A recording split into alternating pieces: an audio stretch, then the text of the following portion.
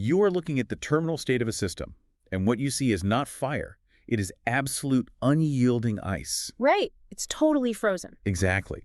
We are entirely bypassing the mythological imagination today because the ultimate nature of damnation is just not a state of eternal combustion. No, not at all. As a systems archaeologist analyzing the structural ruins of, failed civilizations, collapsed psychologies, dead architectures, the reality is purely clinical. It is mathematical.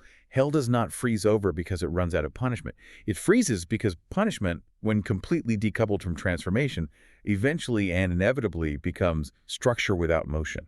I mean, from a strict biophysical perspective, the concept of an eternal fire is fundamentally flawed right out of the gate. Because it's too active, right? Exactly. Combustion is simply too active. It's too alive to represent a terminal state. Fire requires exchange. It consumes fuel. It draws in oxygen. It radiates heat and light. And all of that implies that kinetic energy and physical transformation are still actively present within the system. You can't have a final state if things are still changing. Right. What we are analyzing in this deep dive is the precise, unhedged physics of crystallization versus circulation. When we take the laws of closed system thermodynamics and map them onto the architecture of the soul, or really any moral system, we arrive at an absolute certainty. It's an invariant law. Yes. Hell is not merely the presence of pain, it is the progressive, irreversible loss of usable motion inside a closed system of unresolved consequence. And we are treating that mapping as a literal structural reality for this deep dive. We're looking at the exact mechanical processes of how a system dies. So to truly comprehend that transition from active fire to immobile ice, we have to ground the discussion in the ideal gas law. The foundational equation. Right. Okay, let's unpack this. We are taking the formula PV equals nRT, the core equation governing closed system thermodynamics, and applying its variables directly to human moral architecture. And we must do so with absolute biophysical precision because the variables map perfectly. Let's define the components within this closed thermodynamic container. We begin with P, which is pressure. Right. In a physical gas, pressure is the force of particles hitting the walls of their container. In our systemic mapping, pressure is the force of trapped units. So that's unresolved conflicts, denied truths, unconfessed injuries, hoarded resentments. They are colliding constantly inside a fixed moral or psychic container. And that container itself is the V in the equation, the volume. Yes, exactly. That represents the available space for movement. Crucially, for you listening, the defining architectural characteristic of hell is that V is a closed, fixed container. The boundaries do not expand. They're totally rigid. Right. The refusal to forgive, the refusal to adapt, or just the refusal to surrender ego structurally seals the container. And the sealing of that container is the catalyst for the entire thermodynamic collapse. Once V is locked, we have to look at N. In physical chemistry, N represents the number of moles, like the discrete amount of substance inside the system. The mass. Right, the mass. Here, N represents the trapped souls, or the continuous, relentless accumulation of unresolved consequences within a single consciousness. Every action that is not metabolized into wisdom. Every injury not transformed by mercy. Exactly. Every lie that is compounded rather than confessed. Each of these adds another discrete unit of mass to N. Which forces us to look at T, and this is where people get confused. We have to completely decouple the colloquial understanding of temperature from simply meaning heat. It's a huge misconception. It really is. T is temperature. But in biophysics and thermodynamics, temperature is a measurement of usable kinetic energy. It is living kinetic motion. Right. It's the capacity of the particles within the system to actually move across space and do work. And that structural distinction is the linchpin of this entire analysis. Because temperature is not pressure. No, they are entirely different variables. It is entirely possible to have a system where the pressure is astronomical, where the sheer force of compression is tearing at the structural integrity of the container. But the temperature is plummeting. Yes, the actual living motion is plummeting toward absolute zero. So if we follow the algebra, that gives us the mathematical proof of the freezing process. By inverting the ideal gas law to solve for temperature, the equation becomes T equals PV divided by NR. Let's trace what happens to the variables under those conditions. The locked conditions. Right. The volume, V, is fixed because the system refuses to open. The gas constant, R, remains fixed by the laws of physics. But N, the number of trapped, unresolved consequences, continues to rise. So the denominator is growing infinitely. Exactly. And because n increases in the denominator while the volume in the numerator cannot expand to accommodate it, the mathematical output is inescapable. The temperature, T, must drop. The usable kinetic energy simply evaporates. The system is gaining trapped mass vastly faster than it could ever gain usable motion. I want to highlight the physical reality of that equation for you. The system becomes maximally crowded, but minimally alive. It's a terrifying structural reality. It is. The misconception is that hell is fiery because it possesses an excess of life or volatile energy. The biophysical truth is that it becomes frozen because all of that initial motion, all of that thrashing and burning and rebellion has been entirely converted into pure compression. The particles can no longer travel. They can only press. Just dead weight. I want you to visualize the interior of that container at a microscopic level.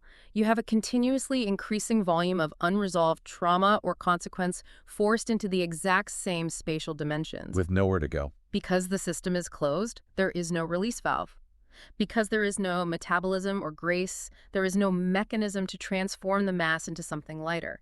The absolute outcome is pressure without life. Nothing flows. Nothing radiates. And the friction just stops. Right.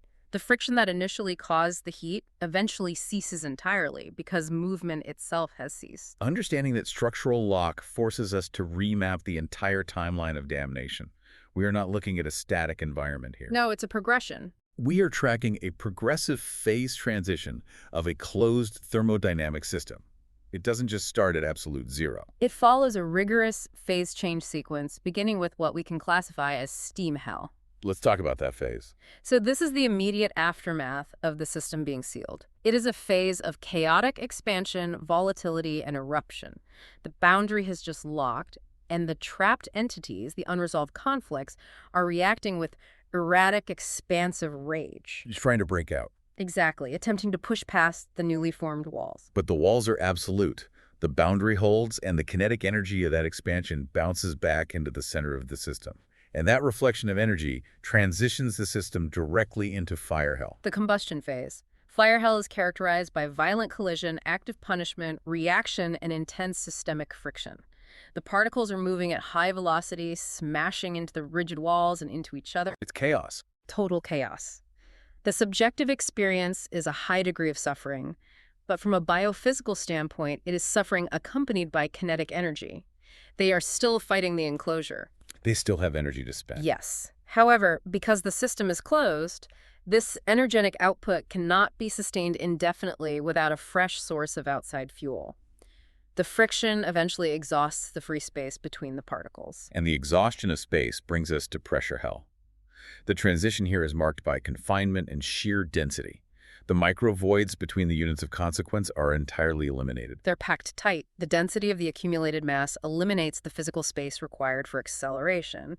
And, if a particle cannot accelerate, it cannot generate friction. Right, the heat dies. The high-speed collisions that define fire hell degrade into a slow, agonizing crush. The system locks.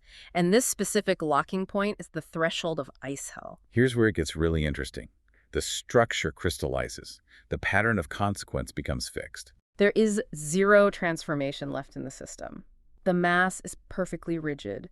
And if you allow that thermodynamic decay to run to its absolute theoretical limit, the terminus is absolute zero hell. Total cessation. The total cessation of all motion, all repentance, all relational exchange, and all becoming. Analyzing the difference between the fire phase and the ice phase reveals the architecture of pain.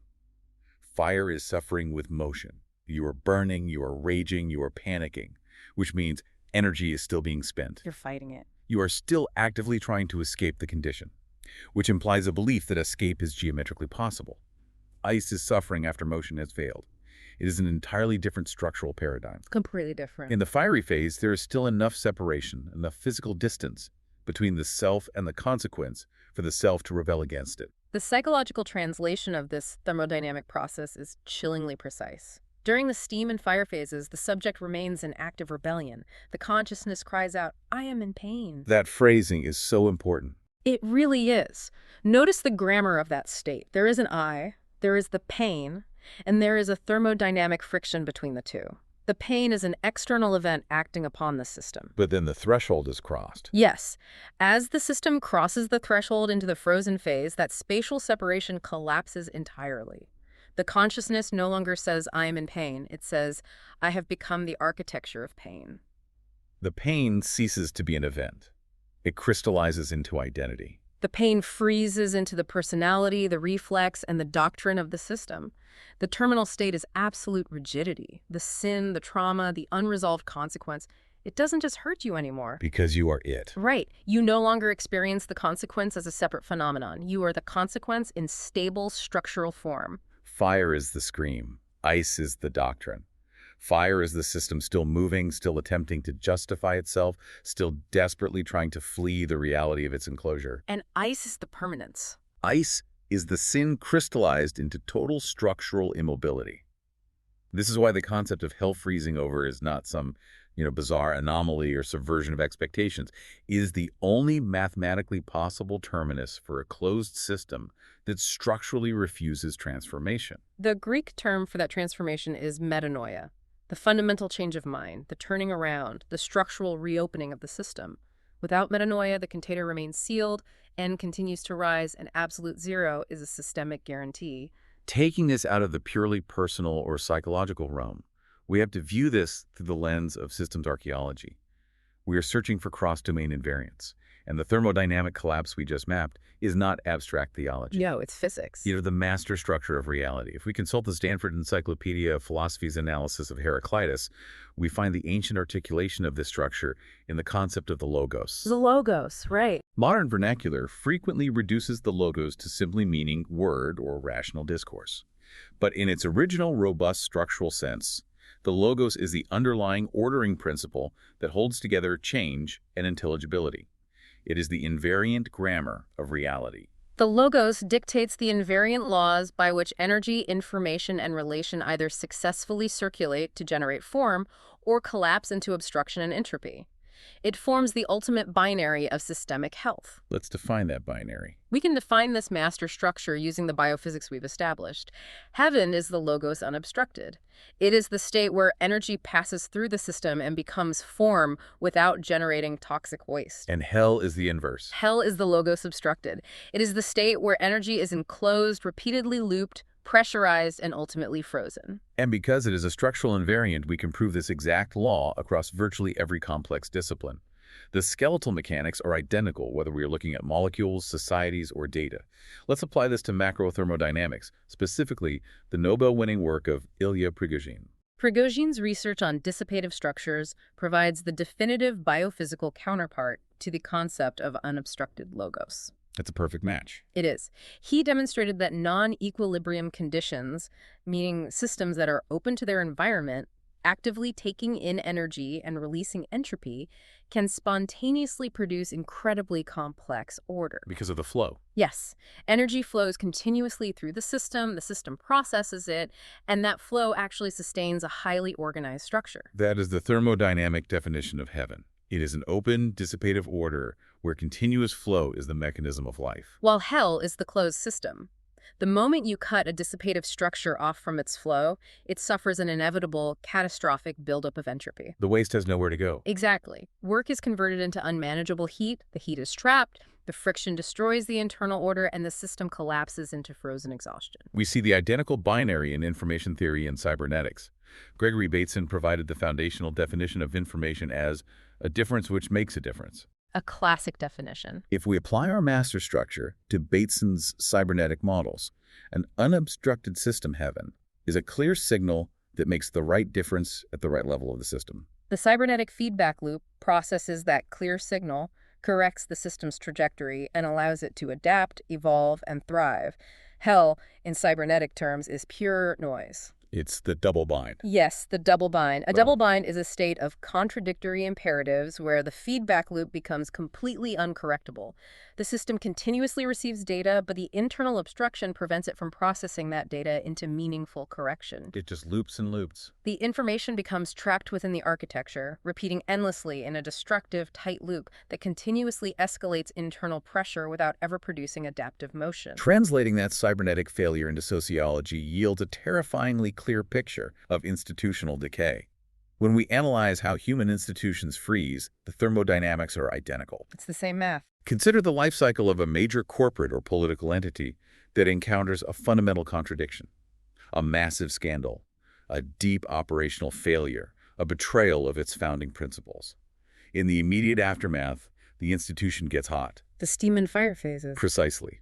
There are purges, emergency board meetings, shouting matches, frantic press releases, and intense internal friction.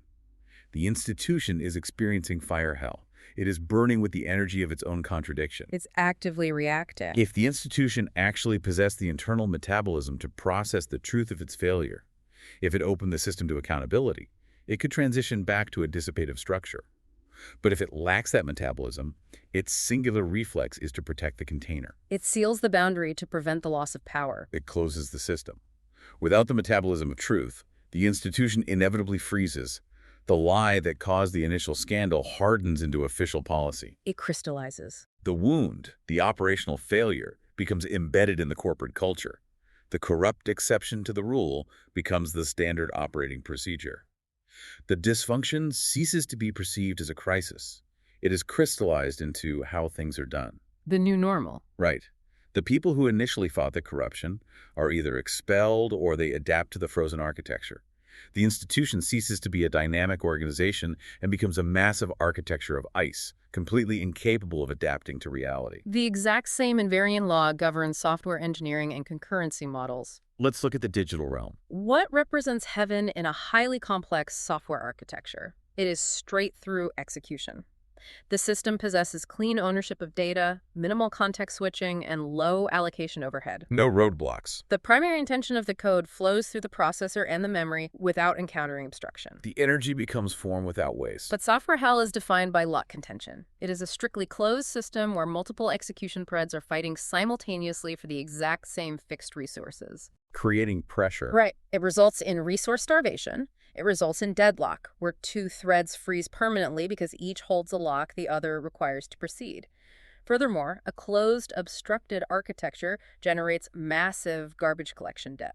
Meaning the system spends energy just managing its own trash. Vastly more computational energy attempting to manage the internal obstruction, pausing execution to clean up the waste generated by blocked processes than it spends executing the actual intention of the program. The runtime environment ultimately freezes because functional relational exchange has decayed into pure pressure. The translation into lean production and industrial manufacturing offers the final physical proof of the invariant. In manufacturing, the unobstructed logos is one-piece flow. Ideal state. Demand enters the system and becomes value with absolute zero waste, flowing perfectly and seamlessly from workstation to workstation. The system is open and the volume expands precisely to meet the requirement of the flow. But hell in manufacturing is the bottleneck. It is the massive buildup of physical inventory. It creates what is known as the double push, where human operators must expend tremendous amounts of physical and administrative energy simply to force the product past the broken architecture. You're fighting the process. They're no longer building the product. You are fighting the factory itself just to function.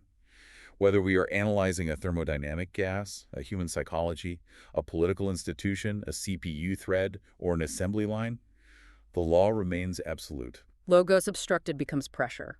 And pressure devoid of flow becomes ice. It's an inescapable reality. Reaching this conclusion requires a complete paradigm shift. So what does this all mean? If hell is strictly defined by the biophysics of closure, the crystallization of mass, and the collapse of usable space, we have to invert our coordinates entirely to comprehend the open system biophysics of heaven. We have to reverse the variables. We must transition from the physics of combustion and pressure to the physics of radiance and expansion. And that transition begins with a fundamental spatial reversal regarding the volume, V. In the closed thermodynamic model we map to Damnation, V is a fixed, unyielding container. Locked tight.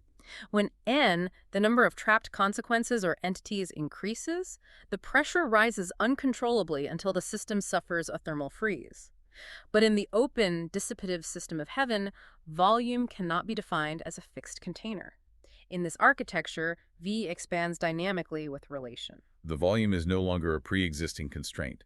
It is a variable that is actively derived from the functional relationship of the particles themselves. Exactly. The more beings or units of consciousness that enter the system, the more relational volume is inherently generated. It creates space. Love, analyzed through a strictly biophysical lens, is not a problem of fitting entities into a container. It is a capacity multiplier. In a closed system, adding a single particle mathematically reduces the available spatial volume for every other particle.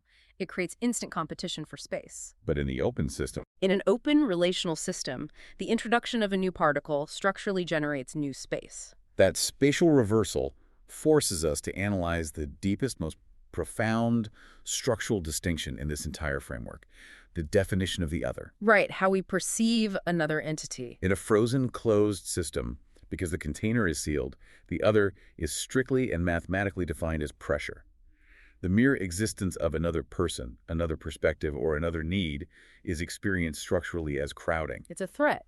It is perceived as a demand, a threat, a direct competition for the strictly limited volume of V. But in the open system, the other is the volume. Mutuality does not divide the available kinetic energy. It multiplies the systemic circulation. Every reconciled being, every unobstructed relationship increases the actual structural room available for the entire system to operate. Which brings us to the nature of energy expression.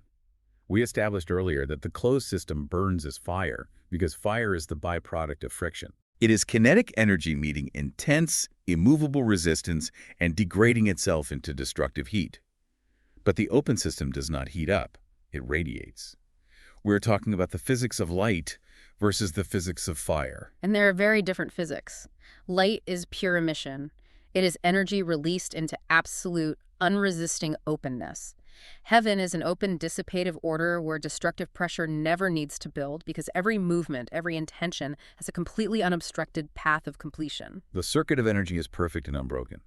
We can map the nodes of that circuit clearly for you. Intention moves instantly into relation. Right. Relation expands and moves into creation. Creation is offered and moves into reception, and reception metabolizes the energy to generate renewal. The energy flows cleanly through the entire systemic architecture. It generates highly complex form and light without ever encountering the closed system resistance that would degrade it into the friction of fire. It is vital to emphasize that this unobstructed state is not static perfection. The concept of static perfection, the mythological image of eternal rest without action, would literally just be another form of ice. It would be a frozen, motionless, zero-Kelvin system. Heaven is not the absence of action, it is unburdened aliveness. Consequence is not magically ignored, erased, or bypassed. It is perfectly and continuously metabolized into wisdom. The energy completes its necessary circuit. Grief is processed and structurally becomes mercy. Memory of the past is processed and structurally becomes wisdom. Difference becomes harmony. Inherent difference is processed and structurally becomes harmony. Nothing is forced to remain in a distorted, compressed, or trapped form.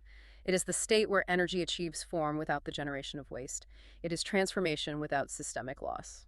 This analysis provides us with a synthesis of the master formulas that govern structural reality, from the raw thermodynamics of molecules to the highest theology of the human condition. Let's state it with clinical precision. The formula for systemic death is this. Logos encounters obstruction. Obstruction generates pressure. Pressure forces repetition. And repetition solidifies into fixation. Fixation. Conversely, the formula for systemic life is this. Logos flows into relation. Relation generates circulation. Circulation produces form. Form yields continuous renewal. The logos is the unbreakable skeleton shared underneath all these domains. We are not utilizing a clever metaphor stretched thinly across physics and psychology. We are reserving the primary structural invariant of existence. It's the law of reality. Hell freezes because nothing can pass through its boundaries. It is the absolute terminal state of a closed system choking to death on its own unmetabolized mass. Heaven radiates because everything true can circulate. The system remains open, and therefore it is eternally, kinetically alive. The biophysics of any moral or conscious system demand flow.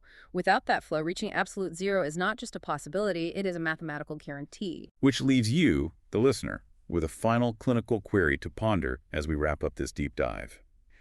If hell is fundamentally a closed system defined by a boundary that traps unresolved consequence, if it is the ultimate ice born of ultimate pressure, what is the exact biophysical or psychological nature of that wall? What is it made of? Is the boundary itself made of nothing more than the refusal to transform? And if so, does the mere act of observing your own rigid boundaries, the specific places where your pain is crystallized into your doctrine, begin to introduce the very thermal circulation required to crack the ice?